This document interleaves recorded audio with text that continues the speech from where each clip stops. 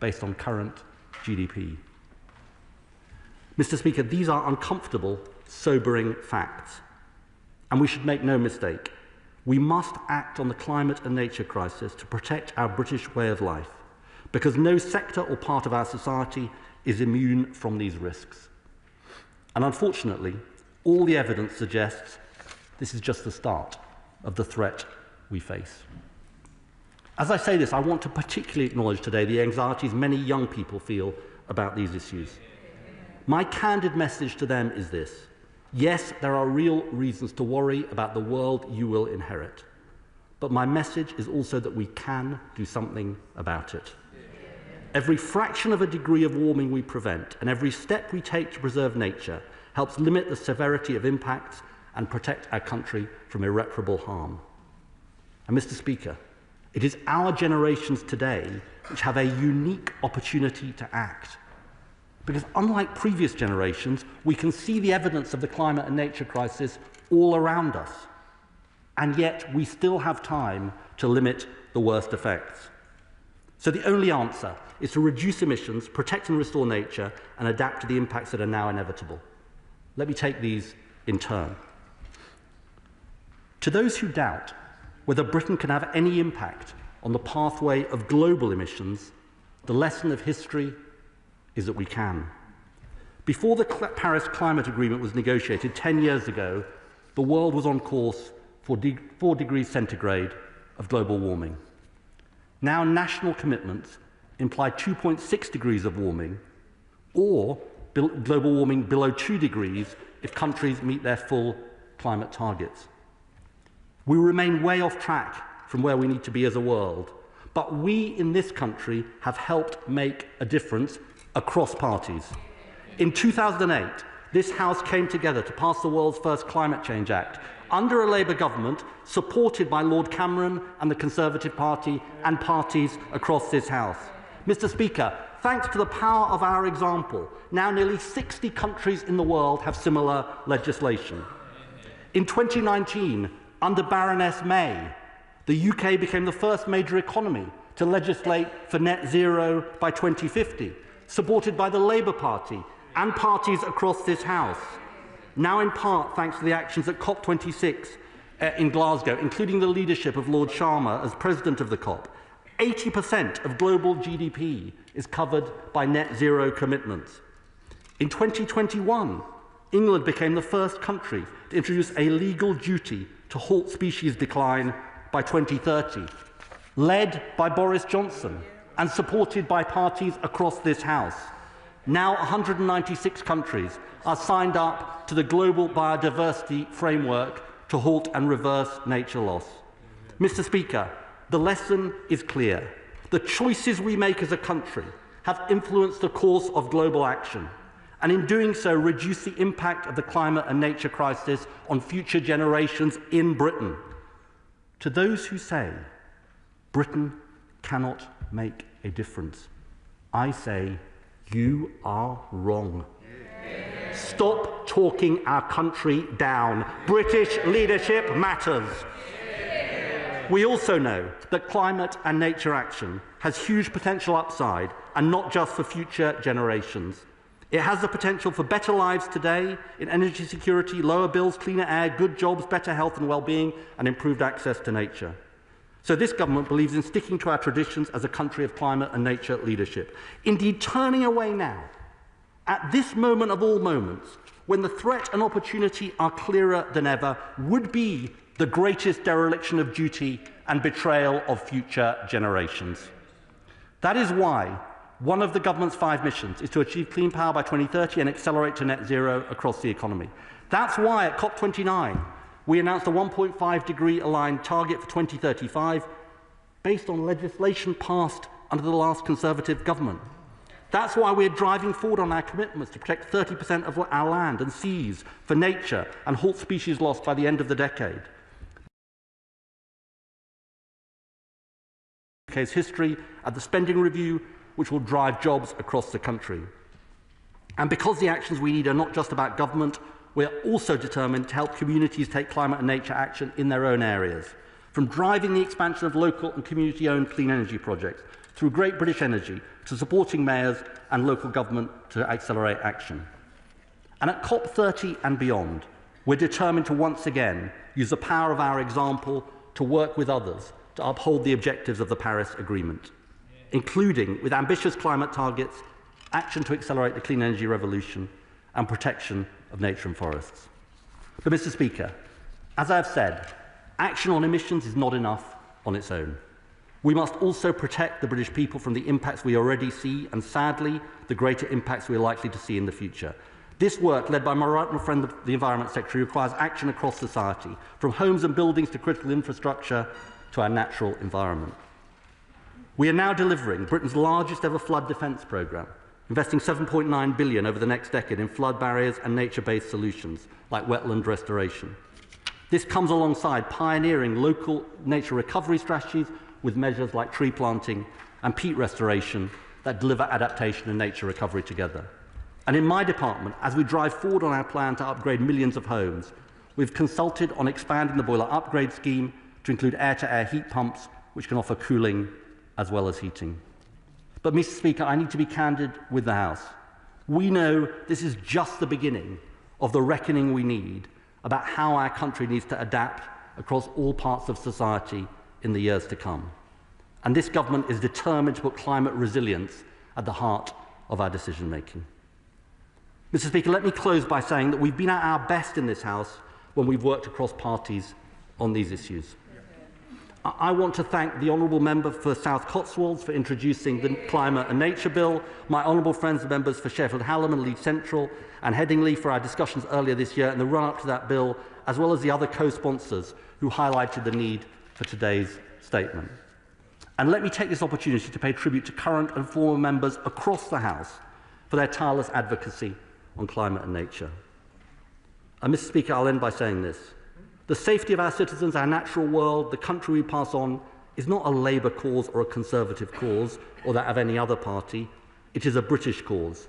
It is a cause of us all, and a cause that requires all of us to consider our responsibilities to the generations of today and the generations to come. And I commend this statement to the House. Secretary of State Andrew Barr.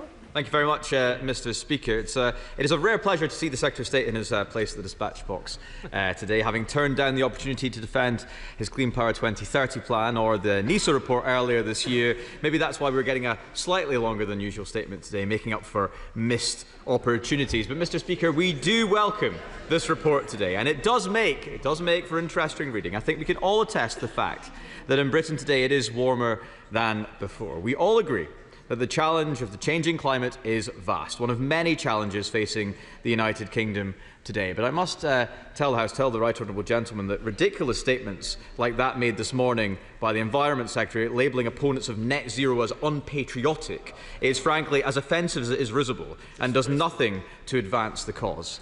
I must also add mine and many others' growing sense of unease at the language emanating from those around the Net Zero Secretary, accusing anyone who dares question the policies or plans being worked on by his department as being deniers or being supportive of an end to our British way of life. We need to bring back a sense of rationality, of proportion to this debate, because out there, language like this is alienating more and more people from the important cause of ensuring that the planet we pass on to our children and theirs is in a better state than the one we inherited at the minute.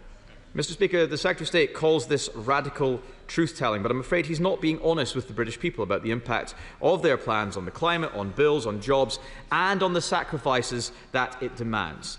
The Leader of the Opposition has been very clear. Chasing net zero by 2050 is unachievable without making the country worse off. That is the truth. Mr. Speaker, global warming is a global issue which we cannot face alone. The global climate challenge will not be solved by the UK alone, and it cannot be solved on the backs of British workers or British bill payers. Yes. So we need to be careful on what we said. I think the suggestion was the Secretary of State wasn't honest. I think we're all honest members in here. Mr. Speaker, and I apologise if I in any way insinuated the opposite. The United Kingdom accounts for less than 1% of global emissions. That is also the truth. In fact, Mr. Speaker, now I come to think of it, it is rather shameful that the Secretary of State should be using this report from the Met Office as cover, whilst ratcheting up the language, whilst increasing the shrill criticism of all those who question the department and its policies, all to distract from the fact that the plans mean that Britain will be poorer and that no one looking at how we are decarbonised could ever claim that this is a model to follow. We are proud to have been a world leader, but it isn't a race. You don't give way in a statement, but it isn't a race if nobody else is running. If we are leading the way, we need to make sure it is a path others will follow. We must decarbonise in a way that creates energy security and prosperity, rather than forcing industry abroad and impoverishing the British people. Why is that so hard for the party opposite to understand? Now, we see in the Met Office's report that the demand for cooling has approximately doubled, a strong case for introducing more air conditioning into homes, improving comfort and reducing the burden on the health system during heatwaves. So, whilst I welcome his commitment to expand the boiler upgrade scheme to include air-to-air heat pumps, which, as he says, offer cooling as well as heating, can I urge the Secretary of State to speak to the Mayor of London and get the ridiculous restrictions on air conditioning units in new builds in London removed? We must move away from this poverty mindset on reducing energy usage. Paying solar panels to switch off whilst refusing to absorb that excess to demand to cool homes is truly ridiculous. It's time to take the global scale and nature of this challenge seriously. Offshoring manufacturing like ceramics does not solve global warming, but it does make Britain poorer. It does make Brits unemployed. To build this government's 1.5 million new homes, we will be using more bricks than at any time since the Second World War, but thanks to this government, fewer than ever before will actually be made here in Britain. Perhaps on his recent visit to the People's Republic of China, whilst admiring their fast-paced build of new renewable generation and new nuclear low-carbon energy on an unseen scale, he was able to reflect on the factors enabling this. The opening of 2 new coal-fired power stations every week, the cost of industrial energy in China less than a third of our domestic cost. We cannot innovate, manufacture, create growth and prosperity whilst energy costs are killing manufacturing.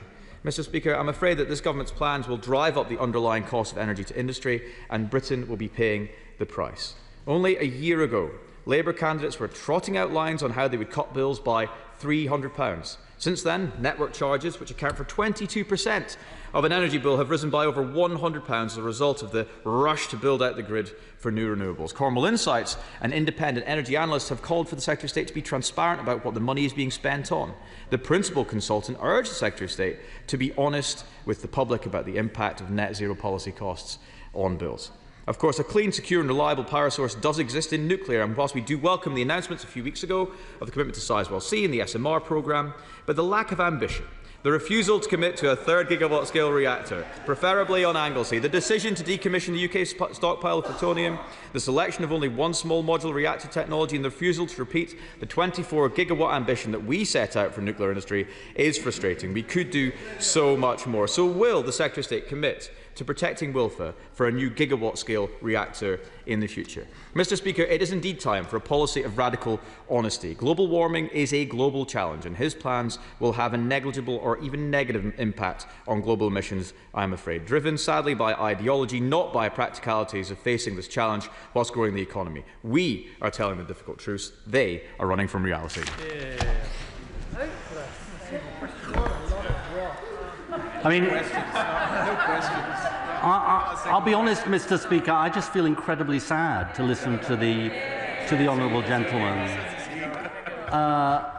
and not in a good way. I mean, the trouble is, we're in a situation now where the Shadow Secretary of State goes into hiding when there's a statement about the climate crisis, because it's just too embarrassing to try and articulate the government's the opposition's position. And look, the central chasm at the heart of his response is that he and his colleagues have taken the decision to abandon 20 years of bipartisanship when it comes to climate. I said one of the great strides forward was Theresa May's net zero by 2050. Now he's trashing it and saying it was a disaster. And let's be honest, it is grossly irresponsible, because we're expected to believe that the reason that they're doing it is because they know 25 years in advance of that target that it can't be achieved. But they can't possibly know that. Indeed, the Climate Change Committee says exactly the opposite. in their latest report. He says he's worried about costs, but actually all the evidence is delaying action costs more, not less. The CCC says net zero will cut energy bills and the costs of motoring. And then we don't even know whether they want a net zero target at all or no net zero target ever. And he said something about the other week about this isn't based, as I read his interviews with Kerr, in my spare time. He said something about it's not based on the science, net zero by 2050. He is absolutely wrong, because this is what the IPCC said, the international body, in model pathways with no or limited overshoot of 1.5 degrees. Global net CO2 emissions declined by about 45% from 2010 levels by 2030, reaching net zero around 2050. The point is, net zero was a target that Theresa May adopted, driven by the science. So what are they? They are anti-science, they are anti-jobs, they are anti-energy security, and they are anti-future generations. And I have to say, I can't put it better than Theresa May, and he should be quiet because he used to work for her. I can't put it better than Theresa May, and this is what she said. Theresa May, she was a former Conservative Prime Minister just 5 years ago. Those of us who advocate accelerating our progress towards net zero emissions are labelled fanatics and zealots. Ironically, the name-calling often emanates from ideologues at the political extremes or from populists who offer only easy answers to complex questions. I couldn't put it better myself, Mr. Speaker. Chair of the Select Committee. Thank you very much. Thank you, Mr. Speaker. Thank you. Look, select committees look at the evidence. We follow the evidence. We make recommendations on the evidence. What we've heard from the Secretary of State today is the evidence from the Met Office about the seriousness of the threat, the reality of the nature of the crisis, and the fact that this will only grow. The Shadow Minister actually missed something, because he needs to acknowledge the costs of not taking action, not just the costs of action. And the Secretary of State read them out. £200 billion, 8% of GDP if we get 3 degrees of warming, according to the OBR. So, Mr. Speaker, those opposing climate action in this place can see the evidence too. They can see that cheaper driving and home heating are already available to many people, and we should be making them available to as many people as possible. And those opposing climate action also know that switching to low carbon electricity as much as we can and as fast as we can is how we make this country safer, by getting control of our energy generation and supply. So does the Secretary of State agree that the patriotic approach is to work together to cut emissions for financial, for security, for nature and for climate reasons? I think my honourable friend puts it very well, Mr. Speaker. And look, I think one of the things that I have experienced over the last 20 years is that we haven't had a culture war on climate, because the Conservative Party and the Labour Party in particular chose to say this really matters.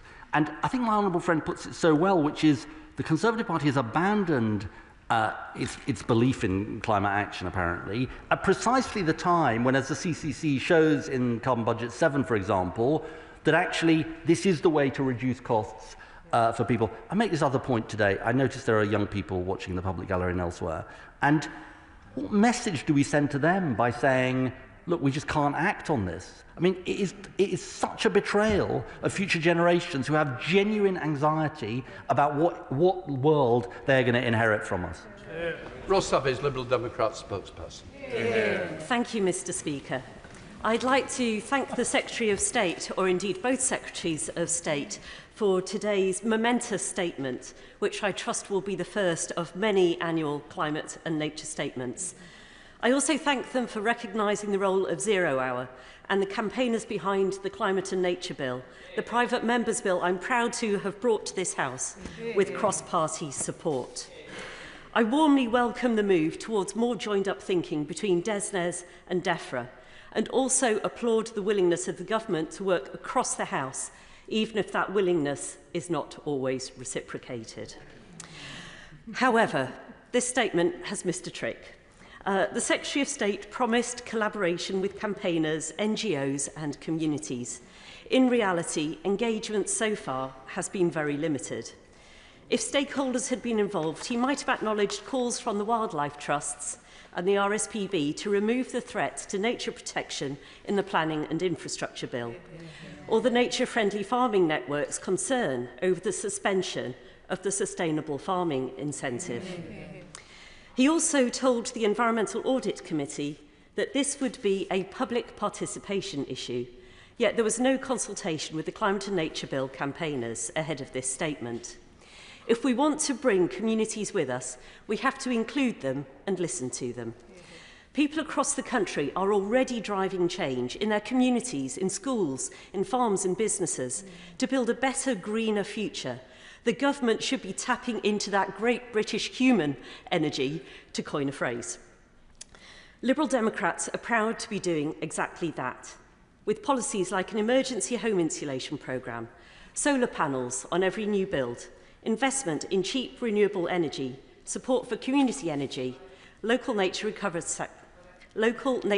strategies, and an extra £1 billion for nature-friendly farming. Because people need hope and a role in shaping the solutions. Despair is not a strategy, and action is not optional. It is essential and urgent to protect our health, our economy, and our national security. And so I ask again, when will the Secretary of State meet with me, with my fellow Liberal Democrats, Zero Hour and the environmental NGOs to create an annual climate and nature bill that is bold and ambitious, that brings transparency and hope and shows that the government is genuinely bridging the gap between policy and delivery? Yes. Well, look, let me start off in the spirit of continued generosity in reiterating my praise for the Honourable Lady for bringing forward the bill, and indeed the zero-hour campaigners who I have met in a previous incarnation of mine, and you know, their role over a long period in pushing forward the bill has been important. Very happy to meet her and the campaigners. And indeed, this is going to be, as she knows, this is going to be a continuing process, as I discussed with her, and you know, happy to take forward those discussions. Let me just address the substantive point she made about climate and nature, because I think it is important. Look, what this government is striving to do is to build the low carbon energy infrastructure we need in a way that is nature positive.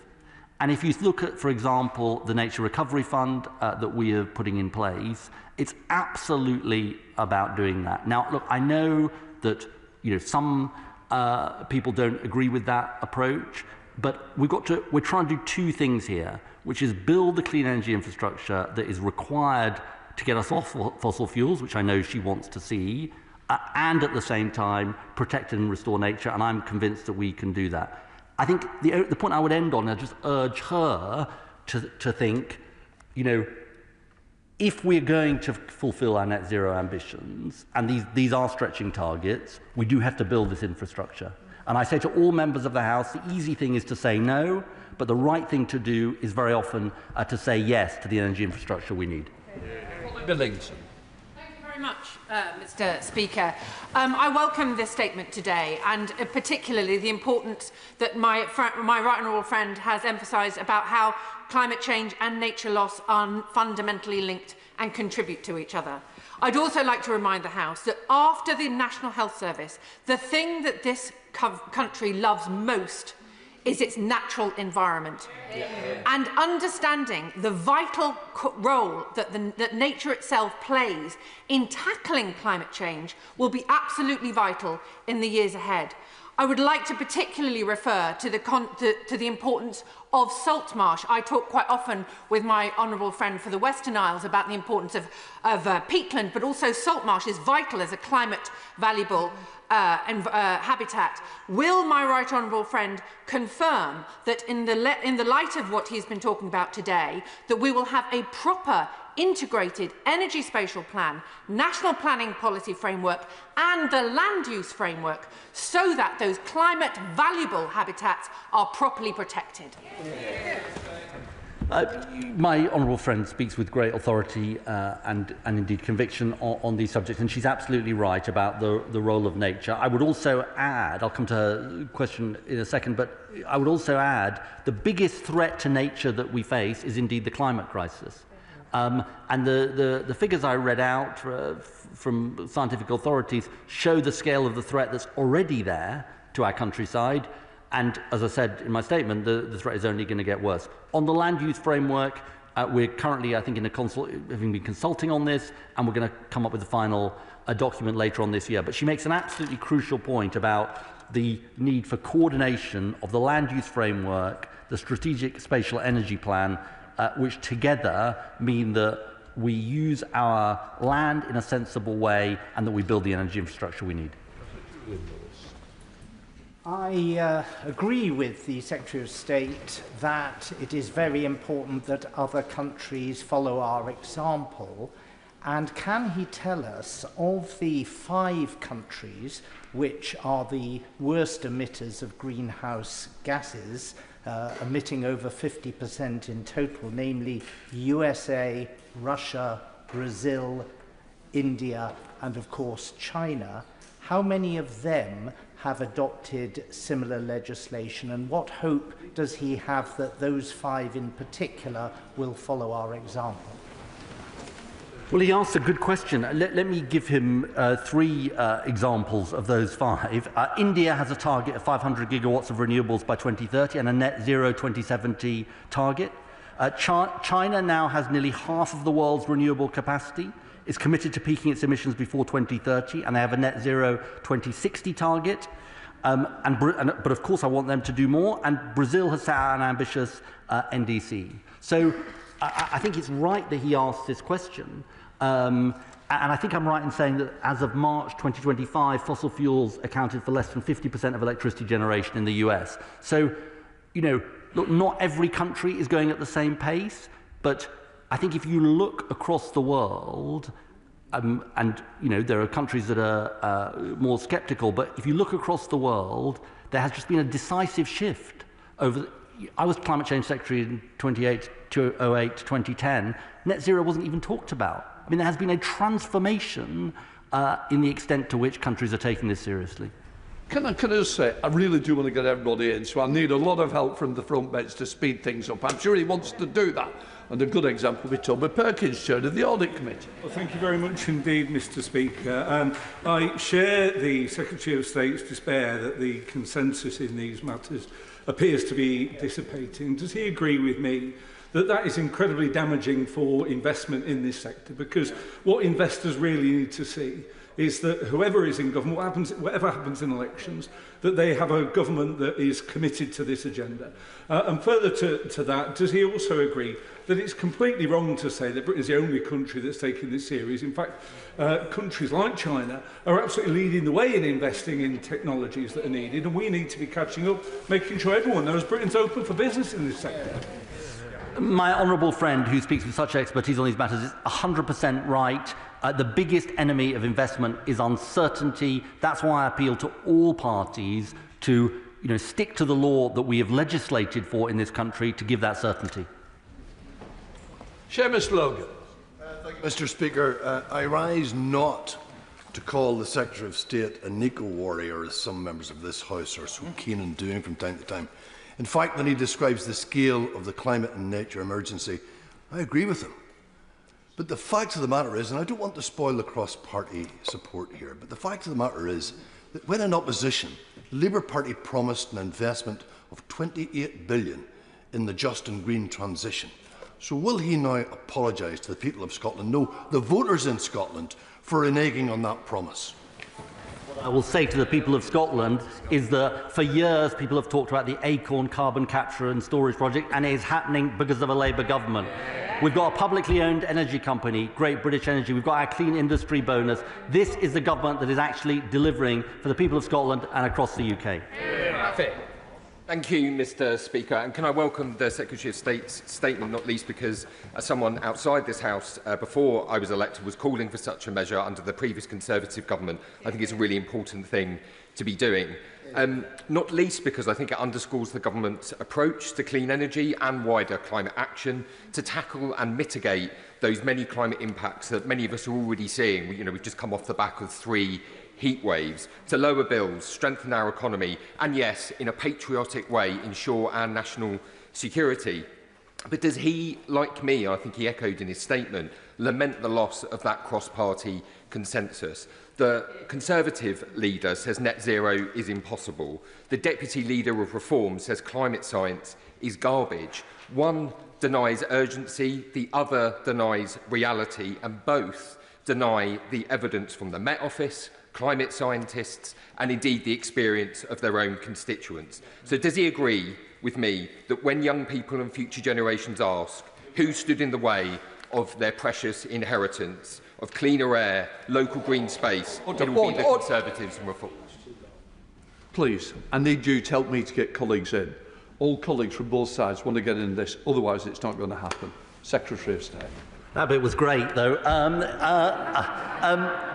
My honourable friend is like so right about this, and it's not where the British people are. The British people want action on climate. They don't want a culture war. And, frankly, wherever you live in the country, you want to pass on a livable country to your kids and your grandkids.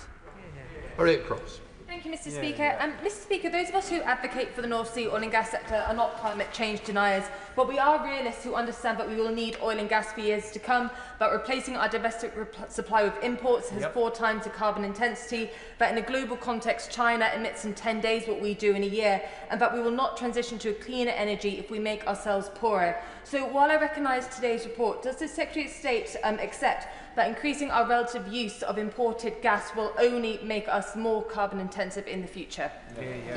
Got to get our use of imported gas down, and that's why we've got to build the clean energy infrastructure. The point is, this is what the Conservative Party just don't seem to understand. If they go around the country opposing our clean energy infrastructure, it keeps us stuck on fossil fuels for longer, and look where that took us, the worst cost of living crisis in generations. Lydia. Mr. Speaker, the Secretary of State will know that my constituency, more than most, knows what it means to host clean energy infrastructure. However, the failure of the cross-party consensus is giving rise to quite a lot of concern in my area because we are facing job losses at LOR Prax. Can the Secretary of State please give some reassurance to those hundreds of workers that are facing a very uncertain time that this is not as a result of a move towards clean energy, but is as a result of mismanagement by the owners of that company? My honourable friend speaks about an important issue, and I am deeply concerned for those workers and their families. And there are serious questions to answer about the running of that company and how it ended up in this state. That's why I wrote on the day that the insolvency happened to the Insolvency Service to ask to look into this matter, because I think those workers have been badly let down by the company. Tim Farron.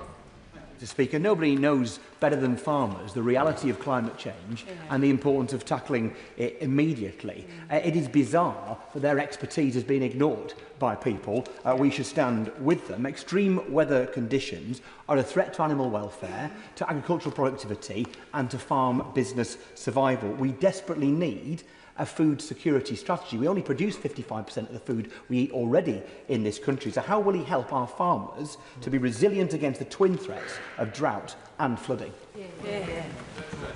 Well, the honourable gentleman, right honourable gentleman, speaks with sort of great expertise on this matter, partly because of his local constituency. I think he's absolutely right about the threat to farmers' livelihoods, which I talked about in my statement, from the climate crisis, and the need for food security. I know it's something that my right honourable friend takes incredibly seriously, and indeed the whole land use framework is partly making sure that we have the land we need for our food security.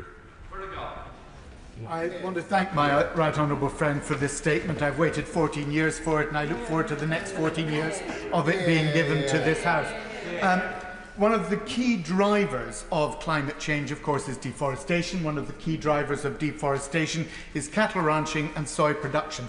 And one of the key drivers of cattle ranching and soy production is the City of London finance, which is used to bankroll what is happening. What restrictions can he bring in against the financial designs of the city to make sure that we are stopping this at source? Well, my honourable friend raises an important issue about the potential role of the City of London, and I think also the potential positive role of the City of London. One of the things that we are consulting on at the moment is transition plans, mandatory transition plans for large companies and financial institutions, including in the City of London, precisely so that we can make sure that the investment goes in the right places. Ramsey. Thank you, Mr. Speaker. Can I welcome the Secretary of State's statement, including on the importance of Britain showing leadership and of us rebuilding cross-party consensus. But even if we haven't quite got cross-party consensus on the need for transition to a green economy, does he agree that the fact that we've seen hundreds of deaths just in London in the second heat wave of the year, the fact that our farmers are facing the driest start to the year in my lifetime, the fact that people around the country have suffered from floods in recent years, does he agree that the need for us to show resilience in the face of a changing climate cannot be a political football? And if so, would he support a sixth government mission on ensuring that we're protecting the British public from the changes in the climate? Well, look, on the last bit, it's very much part of our mission to, as we tackle net zero, to do what he says. I think the first part of his question is very, very important, though, which is, you know, when I listen to some folks in this House, you know, we see it all around us. I mean, it's not like we're gazing into a crystal ball because some set of boffins have told us that something bad might happen in the future. It's happening now. I mean, the idea that we have a country with wildfires in Surrey and in Scotland, I mean, if you'd said that 15 years ago, people would have said you're mad. And there's no way that's going to happen. We're not going to have wildfires in Britain, he'd have said. So I think the honourable gentleman speaks very well about something very, very important. We need to look at with our own eyes at what is happening. Ruth Cadbury. Thank you, Madam Deputy Speaker, and I also very much welcome the Energy Secretary's statement today. Madam Deputy Speaker, adequate EV charging infrastructure, depot charging and onshore power for shipping are all critical to the government's net zero challenge. Businesses and providers across the transport sector making investment decisions now need a route map. So what steps is the Energy Secretary making to prioritise grid connections, and will he commit to reforming the grid queuing system so that projects essential to decarbonise our transport sector are brought forward more quickly? Well, my honourable friend speaks about a very important subject. We are dealing with the zombies, the grid zombies, the zombie queue, and that reordering of the queue is precisely designed to open up the queue to projects like the ones she talked about, and my honourable friend, the Energy Minister, is having a series of roundtables with DfT on precisely this subject. Esther McVeigh. Thank you, Madam Deputy Speaker. The Secretary of State has said that he wants to tell some hard truths. So can he tell the House directly, without spin and waffle and without dodging answering these questions, how much in cash terms would it cost the UK to get to net zero? Who would pay the cost? And how much would the UK getting to net zero reduce global temperatures by? All of these details are set out in the Climate Change Committee report, which you can look for herself at the carbon budget in carbon budget 7. They are set out. They are set out, and actually the cost of getting to net zero have been coming down, actually, because when I set the 80% target, that actually the costs of getting there, according to the Climate Change Committee, were actually higher than they are now to get to net zero. But I just make this point gently to her. The costs of inaction are much greater than the costs of action. Henry Tufnell. Deputy Speaker, and can I commend the Secretary of State for his statement? Yeah. And I share his view that we have a responsibility for generations to come. and that my constituents want to be part of that just transition. So can I ask the Secretary of State that he is also committed to that just transition that protects jobs and prevents decarbonisation through deindustrialisation? Well, my honourable friend is absolutely right about this, and we've got to make sure that as we take this journey, we do everything we can to protect existing industries and workers and give them the smooth transition. And the way we do that is by ensuring that we have levers through government to intervene to make that happen, whether that is Great British Energy or the National Wealth Fund or our Clean Industries bonus to create the jobs of the future. If I can give the example of the North Sea, 70,000 jobs have been lost in the North Sea in less than a decade because it's a declining basin. The answer has got to be to create those jobs of the future, and that's what this government is determined to do. Callum Miller. Thank you, Madam Deputy Speaker. The impact of climate change has been felt today in my constituency of Bicester and Woodstock. At Pegtop Farm, they are racing to bring in the harvest after such a dry, hot spring when they expect yields to be less than half what they would normally be. On the 23rd and 24th of September last year, we had extensive surface flooding, which flooded many homes at the time. So can the Secretary of State set out what share of the flood defence budget will deal with surface rather than river flooding? And how would he characterise the relevant responsibilities of national and local governments, developers, water companies, insurers and householders? Well, he asked a complex question. I think I might volunteer my right honourable friend to write to him so that I get it right. But it's something I know because he was whispering to me the answer. It's something he takes very seriously. Sarah Owen. Thank you, Madam Deputy Speaker. I want to thank the Secretary of State, not just for his statement today, but his continued commitment to tackling the climate and nature crisis facing us. He said it was something that we must all tackle together, and there is a huge part of our communities, the faith communities, that want to do exactly that. Yeah. So while we welcome Great British Energy's rollout of solar panels on hospitals and on schools, could he outline any support for religious buildings that also want to do the same? Hear, hear. So following the successful rollout to schools and hospitals, we've now got a lot of requests to expand this scheme, and I'm very enthusiastic about doing so, and it's something we're looking at. Sir Bernard Jenkin. Thank you, Madam Deputy Speaker. Can I just say to the Secretary of State, I'm as passionate as he is about achieving net zero across the world and about the declining species in our natural environment. But that can't be the only thing we worry about, because I don't know whether the Secretary of State's had time to read the Fiscal Risks and Sustainability report produced last week, which shows that achieving net zero will, and I quote, at 21% of GDP is the cost of the public exchequer of that. And we know there's an argument going on inside the government and inside the Labour Party about this very issue, and it's a question of balancing the risks, because if the government runs out of money because it's overspending, there won't be any money to spend on reversing climate change. I have read the report, and the bit he didn't mention is it says that if we end up in a 3-degree world, we add 56% of GDP to net debt. That is the cost of inaction. You see, this is the point. Nick Stern did a report, Lord Stern did a report in the 2000s, which said the costs of inaction are greater than the costs of action. And this OBR Fiscal Risks report sets it out very clearly. We lose 8% of our GDP by 2070 if we don't act.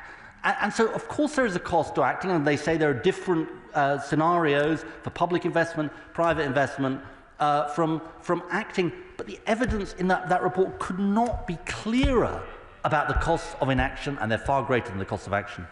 Joe Morris. Thank you, Madam Deputy Speaker. And I was privileged to host a net zero roundtable in my constituency.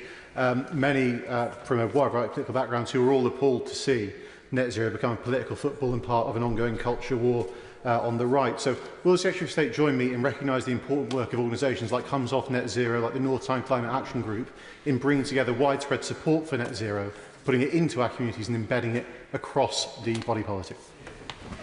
Well, my honourable friend is a great champion for Hexham, and it's with great pleasure that I recognise the role of these groups. And he and I have talked on a number of occasions about the importance of climate action to so many of his constituents, and I look forward to working with him on these issues in the months ahead. Tulip Sadiq. Oh, sorry. 20 of my constituents from Hampstead and Highgate came from the Climate Coalition, Mothers Climate Action Network, Our Grandchildren's Climate, the Hampstead Neighbourhood Forum and the Camden Fixing Factory to see me, and they were very clear that COP30 is a pivotal moment to restore momentum on tackling climate change, but also to tackle the misinformation which is on the rise not just online but in mainstream political parties. So could I ask the Secretary of State, what leadership is the UK showing at COP30 to ensure that we tackle this misinformation? But more importantly, what is he doing to ensure that powerful international partners who may not be on the same page as us when it comes to climate change is coming along with us on this journey, because it's only collective action which is going to solve this very serious crisis? Well, my honourable friend speaks with great expertise on these issues and passion, and she's absolutely right about this. This is about what we do to engage with other countries. We had an environment dialogue with the Chinese minister a couple of weeks ago in London. I engaged with the Chinese, India, Brazil, all of them absolutely key. Brazil obviously is host of COP30. She's right that COP30 is a crucial moment where we show that we are continuing to take action, and that's what we're determined to do. Simon Hall. Thank you, Madam Deputy Speaker. As a sponsor of the Climate and Nature Bill, I welcome the Secretary of State's statement this afternoon. He's right to highlight that it's a national crisis, and many of us across the House are, I think, right to point out that it cannot be ignored and that inaction has too great a cost in doing so. But he will be aware that costs are politicising this issue for many people in this country. There's legislation before the House currently with regards to pensions and where they and how they invest. Can he assure the House that he is talking to Treasury and local government ministers to ensure that the maximum amount from those pension funds, particularly but not exclusively the local government pension fund, can be invested in those green energy projects? It will widen the investment base and therefore hopefully will reduce costs, depoliticising the issue and seeing the greening of our energy generation that we all want to see. Well, look, can I warmly thank the honourable gentleman for his contribution. Can I thank him for his sponsorship of the Climate and Nature Bill? He is the voice of good sense. I hope that isn't the sort of kiss of death. He's the voice of good sense on the Conservative benches. He raises a really, really important issue about pensions and pension investments, and it's one I'll take up. Can I just say I really want to get all members in this afternoon, so can we have shorter questions and answers, please? Jacob Collier.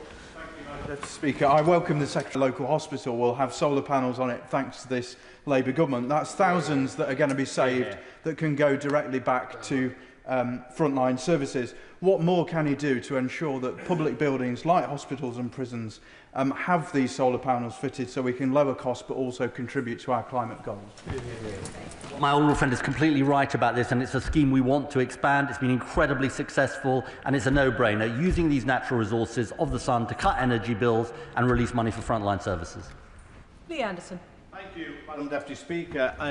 The statement from the Energy Secretary sounded like a desperate attempt to save his own job. But he's right. The British people do need protecting. They need protecting from the Energy Secretary, because businesses that I visit every single week say that his madcap ideas are killing growth, killing business and killing jobs. But I'm willing to give him the benefit of the doubt if he can answer one simple question which he's already refused to answer.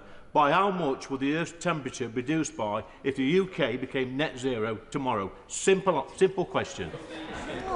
And the answer, which he just doesn't want to accept, is this. If he just listens, the answer is this: I believe in British leadership. I believe in Britain's ability to make a difference. And the truth is, when we, as I said in my statement, when we passed the Climate Change Act, 60 countries followed. When we legislated for net zero, many other countries followed. He talks Britain down. I believe in Britain. Stella Creasy. Thank you, Madam Deputy Speaker. Thank God there's somebody in this chamber trying to actually save the planet. But actually, net zero makes good common sense for lots of our constituents when they recognise this is not just about climate security, and those of us who faced floods in our constituency know how expensive those are. It's also about national security and the cost of living. Moving towards sustainable electricity would put both Rosebank and Putin out of business. But the Secretary of State will know, on current plans, bill players will be wasting £8 billion a year switching off wind farms by 2030 if we don't take action. How can we stop this transfer of wealth from citizens to corporations so that we can invest in community energy? Honourable friend is absolutely right about this. We inherited a shocking state of the infrastructure, the failure to build the grid infrastructure. The best thing we can do is accelerate that grid infrastructure. If we can do that, we can reduce those constraint payments, and I look forward to support from all parts of the House for this. Munira Wilson. Much, Madam Deputy Speaker. The Secretary of State rightly says that British leadership matters and that the choices we make as a country will have an impact on future generations. I don't doubt his personal commitment to tackling climate change and delivering net zero. But is he really sure that all his cabinet colleagues, not least the Chancellor of the Exchequer, are on the same page as him, given her unwavering commitment to expanding not just Heathrow, but Gatwick, Luton, City and Stansted, despite the advice and concerns of the Climate Change Committee? Yes, I am. Yes, I can tell her that we've never had a Chancellor of the Exchequer so committed to these issues, because we had the biggest investment in clean, homegrown energy in our history in the recent spending review. Andrew Lewin. Madam Deputy Speaker, Welwyn Hatfield stands to be a big beneficiary of the Social Housing Warm Homes Plan.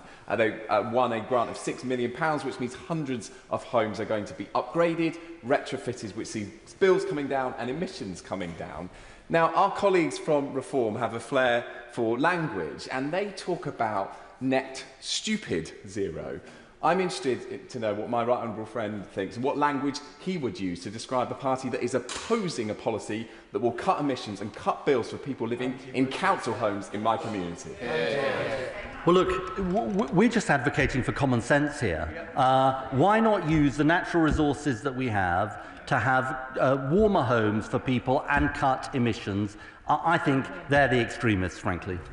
Sammy Wilson. The real driver, of course, behind this statement today is the fact that the Minister is losing the argument with his colleagues, who are now challenging the impact of his policies on economic growth. He's trying to cover up for the costs, which the OBR revealed last week at £30 billion per year, £800 billion over the period. Businesses are struggling under power bills that are making them bankrupt, and consumers are resisting the net zero demands to fly less, eat less meat and buy cars that they don't want. As a minister, does he not see a connection between the anxiety he talks about with young people and the disgraceful scare tactics he has made today, all to enable him to say that Britain is taking the lead? All I can say to the minister is this: if Britain's taking the lead since the Paris Agreement, emissions have gone up by 30%. He might be leading, but he doesn't have too many followers. Well said. Well, the honourable gentleman and I have been arguing about these issues for about 20 years, so I think I'm unlikely to persuade him. Normally we have good-natured discussions about this. I have to say to him, the idea that this is scaremongering, I mean, when we see with our own eyes what is happening, as the honourable gentleman sitting in front of him said earlier on in this statement, we see it with our own eyes. And I have to say, what he is doing and what he's advocating for would be a total betrayal, not just actually of future generations, but today's generations. Alex Sobel. Thank you, Madam Deputy Speaker. I just want to say that the Secretary of State has been a global leader in this space for 20 years.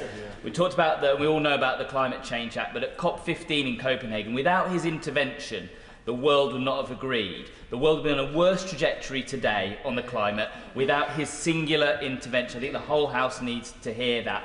Looking forward to COP30 in Belém, we all know that now we need significant afforestation and the repairing of the world's ecosystems, whether that's peat bogs or permafrost or seagrass. What is his plan for leading in that space at COP30?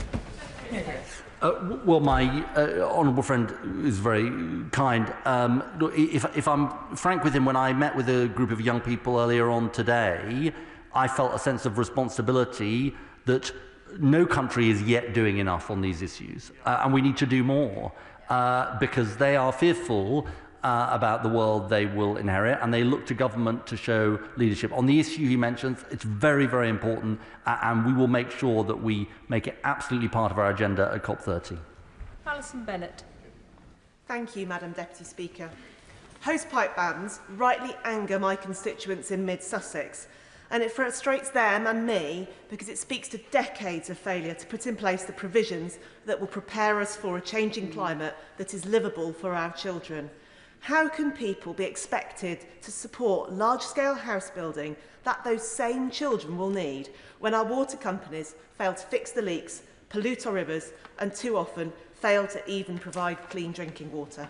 Yes. Well, the Honourable Lady raises a really important issue.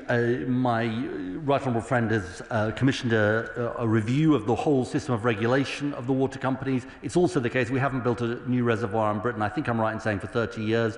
We have plans for 9 new reservoirs as part of answering the issue she raises. Alistair Strathern. Madam Deputy Speaker, I had the real pleasure of visiting York Road Nursery School in my constituency this morning to celebrate with them their securing of Green Flag Eco School status, with distinction, no less.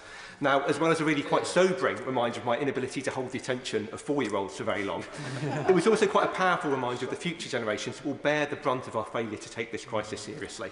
But the truth is we don't have to look to the future to see some of the costs now. Whether it's my local farmers or those hit by flooding, we're already feeling pain in Hitchin because of the failure to take climate change and the nature crisis seriously and tackle it head on.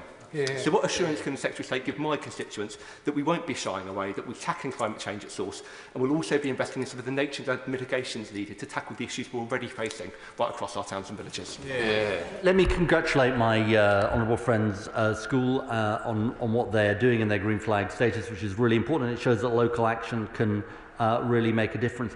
And then globally, I can give him the assurance he seeks. And you know, what's so important, and I do say this to members across the House, people look to Britain. People look to Britain and people say, you know, are you going to lead? Are you going to show the power of example? Because that's what we've done over 20 years under governments of both parties. We need to keep doing it. Yeah. Claire Nosmedi. Climate change is a huge threat to food security. In 2018, losses in the Welsh livestock sector due to extreme weather was £175 million, equivalent to 9% of the total Welsh agricultural output. Farmers need support to protect their livestock and crops. Will the Secretary of State listen to the concerns from the farming unions about the removal of the ring fence for Welsh agricultural funding, given this could mean less money for climate adaptations at a time when it's needed most to safeguard food security? I believe that the Honourable Lady raises an issue which is essentially devolved funding, and this funding is going to be devolved. But on the wider issue she raises about the costs that people are facing and farmers are facing, I think this is so important because we're not talking about theoretical events and we're not talking about theoretical future costs. They're actually here now, and farmers are facing those costs, and she's right to draw attention to it. Is he writing? Deputy Speaker, when I speak to young people in Kettering, in fact when I'm having conversations with my friends, they tell me that they are worried about the future of the world we've inherited. So with that in mind, the climate delay rhetoric coming from the Tories and Reform is both deeply irresponsible and actually really disappointing. Yep. Can the Secretary of State outline, with that in mind, that it's only by working with urgency and action that my constituents will see restoration of our natural world and a world that we can pass on to the next generation? I would say incredibly well, Madam Deputy Speaker. You know, this is an obligation that we owe to young people. We hold the planet in trust for future generations. And the young people of today, you know, they speak for themselves, but they speak for future generations. And frankly, we owe it to them to act when the evidence is before our eyes. Dyke. Madam Deputy Speaker. The Met Office report and the Climate Change Committee made it clear that we're unprepared for climate change, with progress on food security and nature restoration either insufficient or limited. The Lang Partnership in Curry Rival have proudly championed regenerative farming and nature-friendly farming methods now for over 30 years. So what discussions has he had with his colleagues in DEFRA to ensure that farmers like the Langs can farm productively, sustainably and are resilient to a climate crisis? Well, I congratulate the Honourable Lady's constituents on what they are doing to find sort of regenerative ways of doing farming. And I know it's something that my right honourable friend, the Environment Secretary, takes incredibly seriously, and we have structures in place that can help incentivise that. But look, I think he would say that of course we need to do more on these issues, and I think she put it very eloquently. Rachel Maskell. Madam Deputy Speaker, I thank my right honourable friend for making such a pertinent statement when the plan is in such a critical condition, and also for his leadership domestically and globally. The Bio-Yorkshire project will create 4,000 jobs, seeing that green transition, but also ensuring that we've got future agriculture at the highest level of science. Will he ensure that this government, unlike the last, fund that sufficiently so that we can really see that transition in farming, but also in other climate mitigating science? I mean, it sounds like an incredibly exciting project, and I congratulate my honourable friend for raising it. And I think this is, in a way, on all sides of the House, or a number of sides of the House, you can hear the fantastic examples of what local people are doing. And in a sense, I think that should be our inspiration. Government is trying to do its bit, but local people in communities across Britain are doing theirs as well. Sean Davis. Tackling climate change is a top topic amongst children and young people when I visit schools and colleges across Telford. Switching to renewables is a top topic amongst employers. He wants to reduce the cost of supply to their energy. And renewable companies tell me about the fantastic well-paid jobs that are available. Climate security, environment security and energy security is national security. Does my right honourable friend have a single reason as to why this is not a key mission to rebuild Britain and protect our planet for generations to come? Secretary of State. I think my honourable friend is absolutely right, and I think this emphasis that he makes on national security is so important. You know, our exposure to fossil fuel markets controlled by petrostates and dictators leaves us frankly exposed. That's what the last government did. This is an energy security issue, it's a national security issue, and that's why we need clean, homegrown power. Deirdre Costigan. Thank you, Madam Deputy Speaker. As the Secretary of State has outlined, the climate crisis is also a nature crisis, especially in nature-depleted cities like London. In recognition of this, Ealing's Labour Council has imaginative plans for a new regional park from Horsenden Hill in the north to Warren Farm in my constituency of Ealing Southall, creating new habitats, wetlands and rewilded areas. So does the Secretary of State agree that this government's new Nature Recovery Fund could help support initiatives like Ealing's Regional Park, and that, in contrast to the piecemeal approach of the previous government, the fund will allow a more strategic and effective approach to restoring our natural environment? Secretary of State. I think my honourable friend is right about this, and actually if we think about the recent hot weather, access to green spaces is like a massive issue, and it's a massive issue of inequality, because in certain parts of the country people have that access, and in certain parts of the country they don't. And I think the project that my honourable friend talks about sounds incredibly important. Tom Collins. Thank you, Madam Deputy Speaker, and I thank my right honourable friend for establishing this on the agenda and raising it. Nothing could be more existential or vital than tackling our climate and nature crises.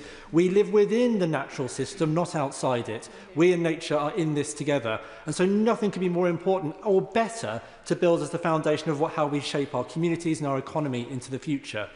Industry understands this, and I've had the chance to convene industry to bring ideas forward such as diversification of technologies we support and the build-out of a strategic national clean energy reserve.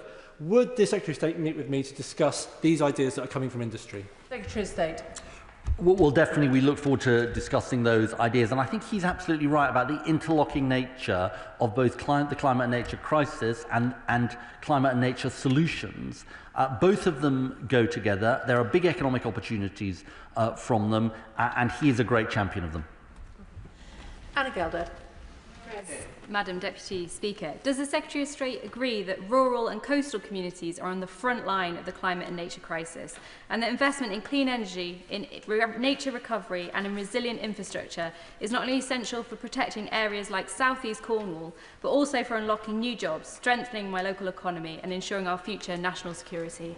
Secretary of State. Well, my honourable friend was a fantastic champion of these issues in her previous incarnation, and she is a fantastic champion of them in her current incarnation as well. And I know, her constituency and the work she is doing is absolutely about what she is talking about, and I couldn't agree with her more. John Slinger. Madam Deputy Speaker. Rugby Borough Council and Warwickshire Wildlife Trust are hosting a Nature in Focus event this Sunday, and they're partnering together to buy trees for farmers to plant.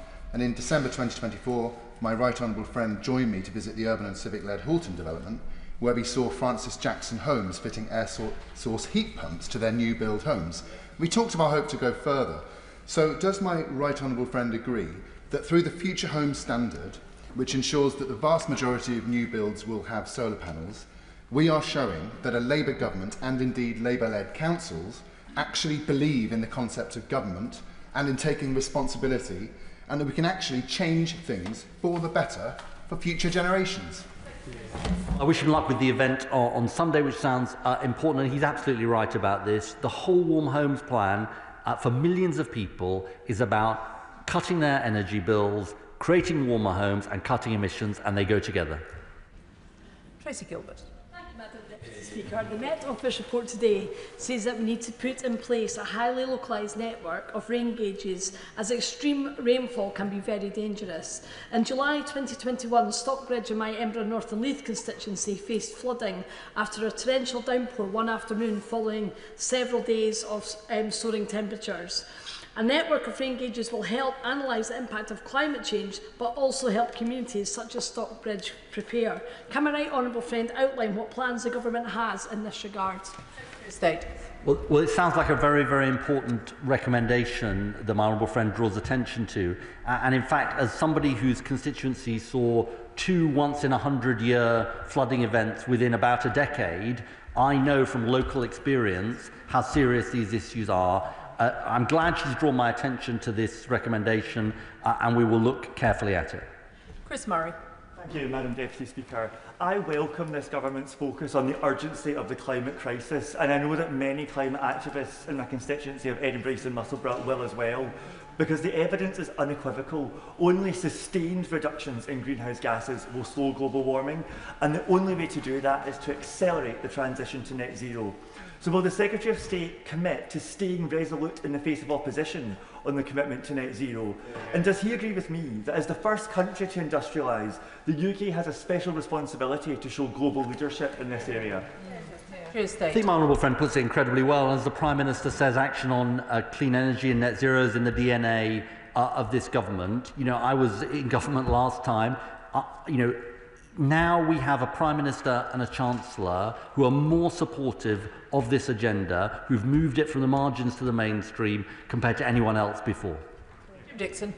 Thank you, Madam Deputy Speaker. Can I warmly welcome the Secretary of State's statement, and particularly his encouragement for members right across this House to support the government's efforts to reach net zero by 2050, and indeed any future government who maintains that commitment. Does the Secretary of State therefore agree with me that the announcement by the newly elected Reform County Council in Kent to axe all investments in net zero is not only a betrayal of my constituents in Dartford, of residents right across Kent, but particularly young people who deserve to inherit a sustainable planet? Secretary of State. My honourable friend is absolutely right. I wasn't aware of this announcement, but it sounds like it's anti-jobs, it's making people poorer, and it's a betrayal of future generations. Chris Vince. Thank you, Madam Deputy Speaker, and I thank the Secretary of State for his really important statement to say, and can I say to him really gently, I was a Miller fan before it was cool. When I visit schools in my constituency of Harlow, including the wonderful Freshwaters Primary School I visited on Friday, and the Downs School, where one young child asked me about the declining number of blackbirds, the number one issue that students raise is climate change. What would the Secretary of State say to young people in Harlow about the action he has taken to protect my constituents who will face the cost of inaction themselves? Well, I thank my honourable friend for his kind words. Not quite sure how to deal with them. It's a tough one.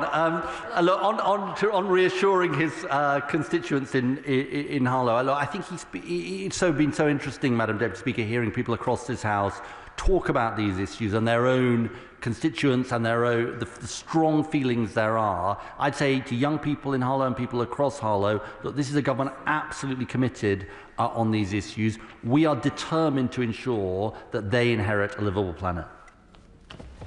And I thank the Secretary of State for his statement this afternoon. I'm going to allow a couple of moments for the front benches to change over.